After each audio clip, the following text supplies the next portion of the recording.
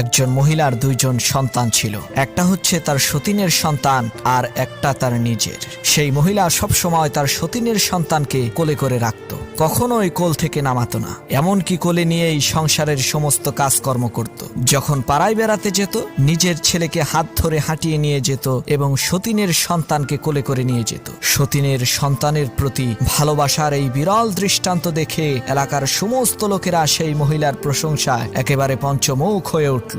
সবার মুখে একই কথা, এই মহিলার মতো ভালো মহিলা আর নাই। একদিন পাড়ার এক মেয়ে লোক এসে বলল, বুবুজান, নিজের ছেলেকে এরকম অবহেলা করে সতীনের ছেলেকে এত আদর করা ঠিক হবে না, এতে আপনার নিজেরই ক্ষতি। তখন সেই মহিলাটি বলে উঠল, শোনেন বুবু, আমার ছেলেকে আমি অবহেলা করি না, এটা লোকদের বোঝার ভুল। তাকে আমি হাঁটিয়ে নিয়ে বেড়াই যাতে তার পা শক্ত হয়, আর সতীনের ছেলেকে সবসময় কোলে করে রাখি যাতে সে কোনোদিন হাঁটতে না শিখে, কোলে থাকতে থাকতে সে যাতে অচল আর পঙ্গু হয়ে যায়।